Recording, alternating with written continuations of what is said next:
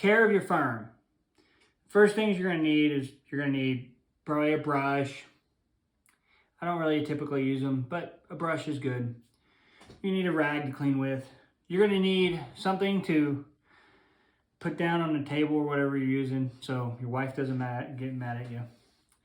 You're going to need lubricant, okay, and or cleaner. Now CLP is cleaner, lubricant, and preservative.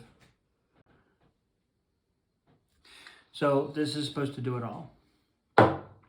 You may need some tools, okay? Like I have a tool here I'm going to use in a minute. And it's a good idea to have a flashlight sometimes, okay? So having a flashlight handy is good. Let's talk about the magazine first. This is not the magazine for this firearm, but it's going to be about the same procedure for any other magazine, okay? So on the bottom of the magazine, there's going to be a button, or there's going to be something that's holding that magazine base on there. In this case, it's this button right here. And I'm going to push that button in. And then I'm going to take the magazine, I'm going to push it forward. Remember in my prior video, the back is the flat part and the front is the rounded part? Well, I'm going to hold it upside down, push that button in, and then let it go forward. Notice I didn't let it go all the way forward because that's under spring tension and I want to make sure I have positive control of that spring. So I'm going to cover it up and push it forward with my thumb. And then I'm going to take it apart. So if you guys saw that, the spring is actually, I don't know, almost twice the length of the actual magazine. So there's a lot going on here. So you need to maintain positive control of it if you're going to take your magazines apart. Now, here's your follower, and here's the base of the inside, and here's the base of the magazine. Typically don't need to take these apart all that often. Now, if you hear like sand in there or something like that, that'd probably be a reason to take it apart. But honestly, I haven't taken my magazines apart in some time, okay? So let's put it back together. Again, flat part, round part, right? We're going to compress the magazine spring. And then once it's compressed, I'm going to line up the base and try to set it in there just so it holds the magazine. And from there, I'm just going to close it. And now it's in there. Everything's good to go. Okay? So that's your magazine. Again, you probably won't have to take this apart ever. But if you did, it's nice to know how to do it. Now let's talk about the firearm, okay?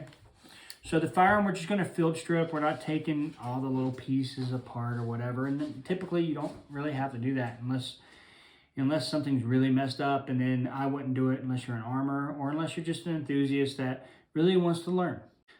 So the first thing we got to do is clear. We have to clear the firearm. So attempt to put on safe, drop your source of feed, open the action, check your chamber, slide face, magazine well. Allow the action to go forward. And now we're going to point in a safe direction, pull the trigger. That completes the entire clearing procedure. The next thing we're going to do is take it apart. So depending on your firearm, there may be different ways to take it apart. For this Canic, I have to pull back on the slide, and then I have to pull down on these two tabs and then let it go forward. Once it's forward, I can just lift it off, okay? So now we have our lower receiver and we have our slide. Inside of our slide, we have the spring and guide rod, which you're gonna push the back of it. And it's gonna be under spring tension, but it's not gonna be as bad as, let's say, the spring in your magazine. And then you're just gonna lift that off and out. From there, you're gonna take the barrel and you can take it right out of there. Just like that, okay? So now we have our slide, our lower receiver, a guide rod and spring, and a barrel. That's it. That's all you need to take your pistol apart. If you get in here and these like little intricate things with the spring and the sear and the disconnector and the extractor and the ejector and the locking block and all this other stuff in here, you're going to find yourself getting in trouble. So don't do it. The same thing in here, inside here. If you start taking all this stuff apart, again, you're going to find yourself getting in trouble trying to put it back together. Okay? So why do we take it apart? Well, we're going to take it apart, 1, to inspect it, and 2, to clean it. So when we inspect a firearm, we're going to inspect to see if there's any wear and tear on the firearm, any broken pieces, so on and so forth. There's going to be natural wear and tear in certain places. For example, right here on the canic is called the sear. This is actually the sear right here, this part. Okay? I don't know if you guys can see it in the video, but it's actually worn down a little bit right here. You can see discoloration right there because that's where metal on metal meet. And we'll talk about that in a minute. This is actually the ejector, and there may be wear and tear on that. When we clean it up, we might see. There's probably going to be wear and tear here, on top of here, and on top of here because of where it meets in the receiver. And there's probably going to be wear and tear on the actual locking block. So there's going to be natural wear and tear. There's also going to be wear and tear. You can definitely see this. Right here where this metal piece is, you can see where there's wear and tear right there. You can see where metal on metal rubs. There and there. And also over here and here. So there's going to be natural wear and tear on the firearm when you're shooting it. But what we're really looking for is, for example, this ejector. Let's say that was broken off. That would not be a good thing. That would be bad. Okay. Let's say any part of this trigger bar, let's say it was bent. That would be also bad. Let's say this spring was broken. That would be bad, right? So we're looking for that kind of stuff.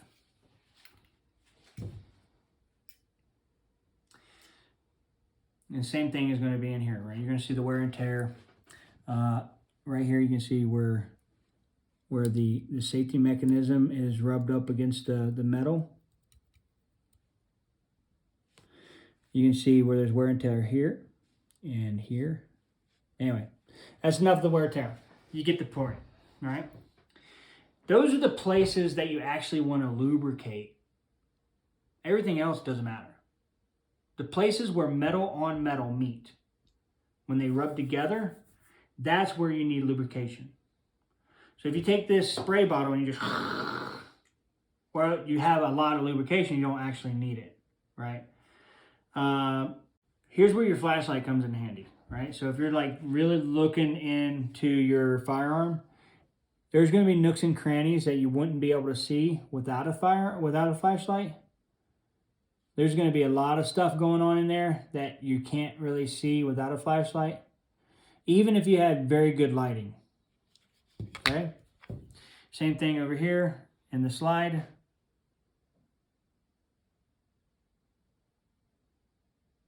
And you can also see the shavings that are in there, the brass shavings from the cartridges.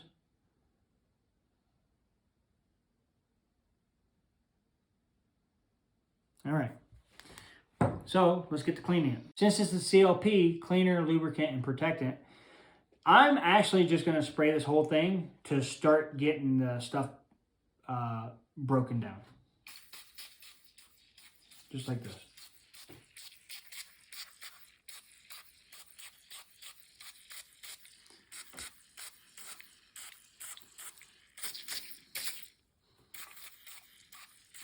Okay. And in here, oh, I forgot. Yeah, if you have optics, be careful not to get any kind of lubricant or protectant or anything like that on the lenses. It's actually a good idea to maybe cover those up.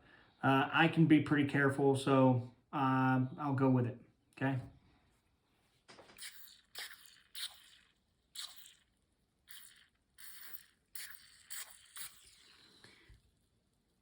In here, on this side.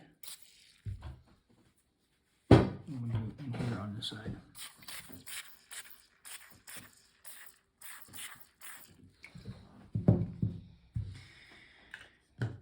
Now once you have it lubed up and ready to go, you can already see that some of the carbon is coming off on the towel. Let it sit for a good 10-15 minutes and then continue. You can go ahead and stop it. All right, so we let it sit for 10 minutes or so. I went ahead and got a toothbrush and some Q-tips. What's really good to clean this, if you really want to get down into it, which is not necessary, but if you really want to get down into it, pipe cleaners are your friend, okay? So anyway, we're just gonna start cleaning the firearm, right? So if you had a headlamp, this would be good. So if I wanted to take this, if I had a headlamp, I would be able to see a lot better.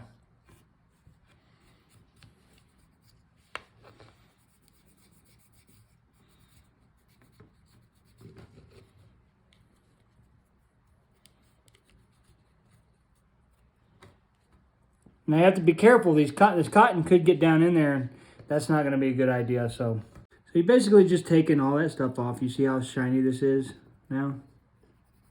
This locking block. It's like it's originally shiny. Okay, so you can get as deep as you want to, right? You get the picture. And then same thing over here.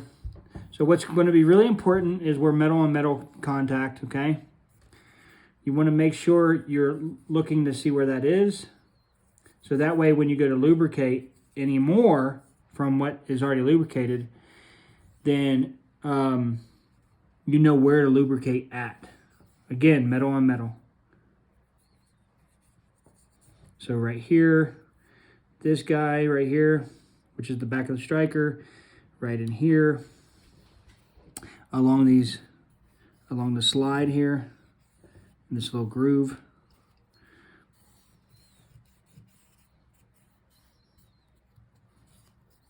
Are all good places to lubricate.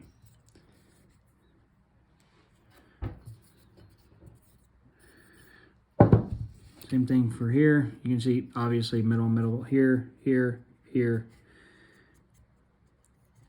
here. Where you can definitely see where the sear is discolored right here. All good stuff. Okay, so I mean, it's just a quick down and dirty.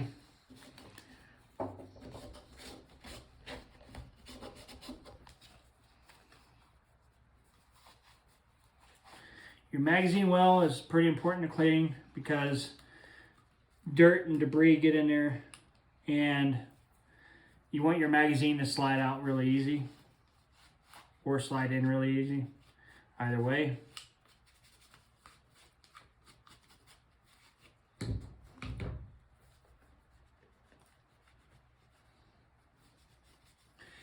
Try to get all the excess stuff off the firearm, okay? Because what happened if you have too much in there, the explosive reaction of the cartridge and the slide coming back, you'll get all kinds of stuff in your face. For your barrel, I'm not going to do it here today, but I mean, you can swab your barrel with a barrel cleaner. Typically, I never really clean my pistol barrels. They've never really gunked up so much that I'd have to clean them. I do clean my rifle barrels, but another good place to lube would be right here where this discoloration is. Okay, so anywhere you can see where metal on metal meet, that's a good place to lube. So I'm just gonna take a little bit, take a shot here, just like that. You like my sound effects? I hope you do. And then just wipe off the excess, and it's good to go, right? Oh, here goes some more right here. You can see that prominently. Okay, so I'll move that up. You can actually lube this whole barrel up if you wanted to, but get all the excess off of. So now we're gonna put it back together. Okay, we've got our barrel. We're gonna slide our barrel in.